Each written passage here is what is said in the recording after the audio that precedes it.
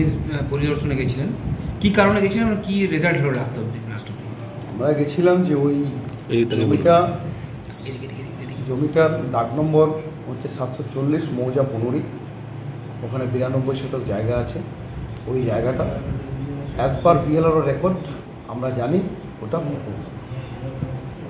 আমরা এইটার এগেনস্টে চিঠি করি এবং চিঠি করার পর বিএলআর সাহেব চিঠি দিয়ে নিজে সিলেক্ট করে ডেট করেন। আজকের ডেটে 3 তারিখে ওটা জয়েন্ট একটা সার্ভে হবে।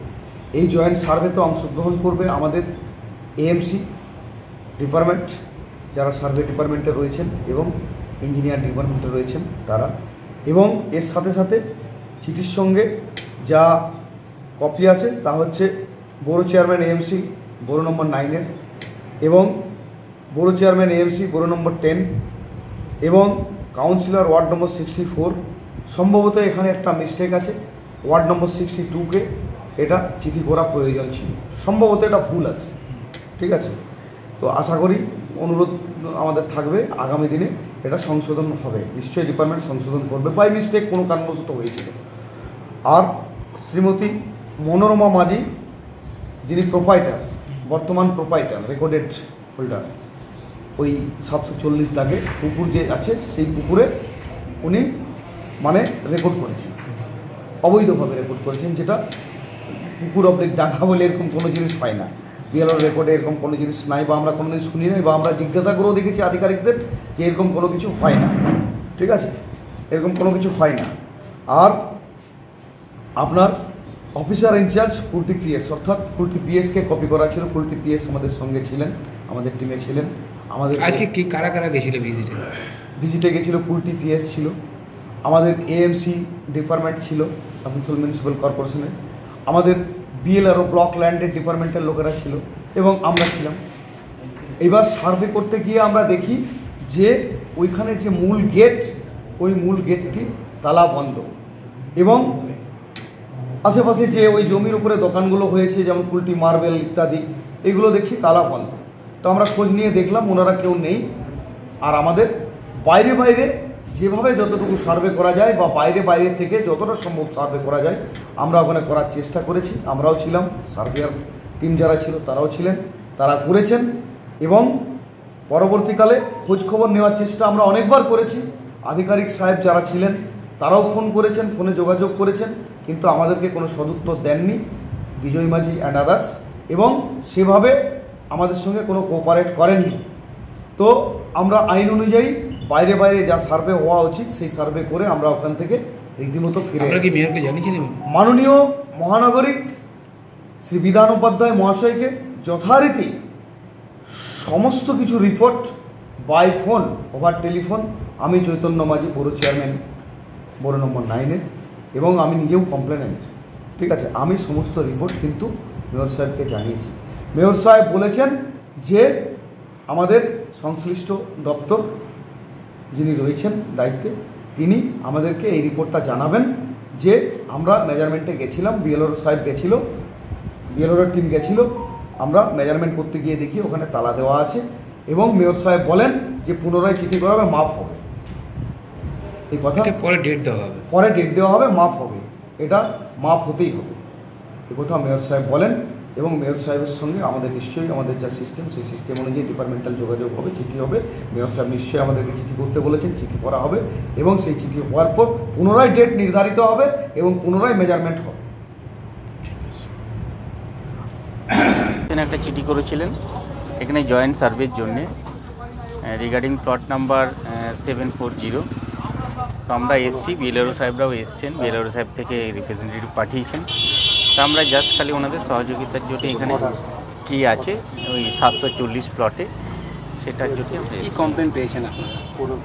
740 এখন আইডেন্টিফাই হয়নি, তো কমপ্লেনে তো এখন শোনা যাচ্ছে পণ্যের ব্যাপার, কিন্তু এখনও তো আমরা স্পেসিফাই কিছু করতে পারিনি, আইডেন্টিফাই করতে পারিনি 740 কোন দাগটা। আমাদের কাছে একটা কমপ্লেন এসছে, আমরা সেটাও ফরওয়ার্ড করেছি। এখন বিএলআরও সাহেব ওনারা এসছেন, ওনারা যেটা রিপোর্ট দেবেন আমরা সহযোগিতা। মানে আপনারা ওনাদের সাথে পরিদর্শনে? আমরা জাস্ট ওনাদের সঙ্গে জয়েন্ট ভিজিট তো। যেটা পৌর চেয়ারম্যান স্যার বলছেন যে উনি কমপ্লেন করেছেন এবং তার ভিত্তিতে যার নামে কমপ্লেন সে উনি ওপেন ঘুরে বেড়াচ্ছেন এবং কোনো রকম কোনো প্রসেস হচ্ছে না, না হলে সেক্ষেত্রে উনি কিন্তু আন্দোলনের মুখে যাবেন। এই ব্যাপারটা কীভাবে দেখবেন? না, মনোরমা মাঝি বলে হয়তো কোনো ওনার আছে আর কি, তো ওনার কে আছে আমি বাকিটা আমি ডিটেলস বলতে পারবো না। এখন ওনাদেরকে খুললে আমি বিস্তারিত আলোচনা করলে বুঝতে পারবো। স্যার আপনার নাম? সুদাময় হাজরা, অ্যাসিস্ট্যান্ট ইঞ্জিনিয়ার, বড়োটি। অভিযোগ তুলেছেন আপনাদের এই বড় চেয়ারম্যান বড়, উনি বলছেন যে এইখানে একটা পুকুর ছিল, সেই পুকুর ভরাটি করে কনস্ট্রাকশন করা হয়েছে এবং সেভাবে ব্যবসা চলছে। কীভাবে দেখছেন আপনি? আজকে পরিদর্শনে এসেছিল। আচ্ছা বলি, আমি আসানসোল মিউনিসিপ্যাল কর্পোরেশনের অন্তর্গত 71 নম্বর ওয়ার্ডের কাউন্সিলর তথা বড় টেনের বড় চেয়ারপারসন। ওই যে কমপ্লেনটা রয়েছে সেটি হচ্ছে 64 নম্বর ওয়ার্ডের, অর্থাৎ বড় টেনের অন্তর্গত 64 নম্বর ওয়ার্ডের। ওই কপিটা আমার কাছে আসে আজকে। আজ বিএলআর অফিস থেকে ওনারা আধিকারিকবৃন্দরা এসেছিলেন, ওনারা ইনকোয়ারি করবেন, যা হবে সেটা ওনারা জানাবেন বিষয়টা পুরোপুরি বিস্তারিতভাবে। এসে কিন্তু তালা বন্ধ পেলেন ওনারা। আচ্ছা, এই বিষয়ে জানি না, এই বিষয়ে ঠিক জানি না। ওটা কি আপনার ওয়ার্ড? না না, ওটা আমার ওয়ার্ড নয়, ওটা আমার বড় টেনের অন্তর্গত 64 নম্বর ওয়ার্ড। ব্যবসার মালিক? না, আমি ব্যবসার মালিক না, একদম মালিক। দাঁড়াও, বিজয় মাঝি আর অনিল সারাফ। আপনি কি পার্টনার আছেন এটার? আমি এর মধ্যে পার্টনারশিপ নাই আমার। আচ্ছা, তা আপনি এসেছেন কেন আজকে এখানে? আমি দাদা, আমার ওখানে কোনাতে 6 কাঠা জমিন আছে। আচ্ছা, অমিত কুমার সারাফ, আমি অমিত কুমার সারাফ। এটাতে কোনো পার্টনারশিপ নয়? মানে আমার নাই, আমার দাদার আছে, বড় দাদা কাকা ছেলে। তো দাদার কাছে কমপ্লেন গেছে কিছু? না, দাদার কাছে কিছু কমপ্লেন গেল না। কমপ্লেন তো দেখাচ্ছেন। দাদা বলছে মনোরমা মাঝি কাছে, বিজয় মাঝি যে ওনার জমিনে ওনার কাছে গিয়েছে। তো আপনার দাদা কেন আসছেন না এখানে? তো দাদা এখানে না, লক্ষ্মীবার বন্ধ থাকে। আমি বললাম, আমাকে দাদা ফোন করেছিল এখন কি সোনু ভাই এরকম এরকম জমিন চাবি বিজয় মাঝির কাছে থাকে, কালকে সকালে খুলবে। এখানে খোলা যাচ্ছে না, চাবি বিজয় মাঝির কাছে। আনাও চাবিটা, আনাও, গাড়ি দিচ্ছি আমরা, গাড়ি দিচ্ছি আমরা। আরে চাবি আমার কাছে, মানে গাড়ি দিচ্ছি, চাবি আনাও, বিজয় মাঝিকে ফোন করো। তো ওটা চাবি আনাও, চাবি আনানো যাবে না। না, অফিসে কোথায় যাচ্ছে? ফোন ধরছে না, ফোন লাগছে না। চলো যাচ্ছি, আমাদের গাড়ি যাচ্ছি, চলো চলো যাচ্ছি, চলো বিজয় মাঝি ঘর যাচ্ছি। কোথায় কাগজ আছে আপনার দাদা যে পার্টনার? চলো বিজয় মাঝি ঘর যাবো, চলো। এত বড় শহর মারা যায়, ওটা পেয়ে যাবে না, আছে না, পেয়ে যাবেন না। আজকে কি আজকে না, আজকে কোথায় এতদিন ধরে হচ্ছে, আপনাদের কোনো কমপ্লেন যায়নি? আমার কাছে কোনো কমপ্লেন নেই। আমার আপনি না, তাহলে আপনি এসেছেন কেন এখানে? আমি তো আমার 6 কাঠা জমিন আছে কি সাইডে, জমিন না পকেটে পুকুর না জমিন। দাদা এর আগে আমি বলছি, আমার যে 6 কাঠা জমিন আছে ওটা এডিডিএ এনওসি আমাকে দেওয়া আছে। আমাদের কাছে এনওসি, আমার জমিনে এনওসি আছে, ঠিক না? এনওসি আমার কাছে আছে, টাকা জমা করেছি আমি। তো এখানকার এলাকার মানুষ বলছে এটা পুরোটাই পুকুর ছিল। হতে পারে, আমি জানি না। আমি দেখুন আজকে যে কন্ডিশনের মধ্যে আছে, আজ দাদা বলছে, আমি আজকে জানতে পারিছি। যখন আমি 6 কাঠা জমিন পারচেজ করলাম তখনই আমি দেখলাম তো ওখানে ডাঙ্গা ছিল।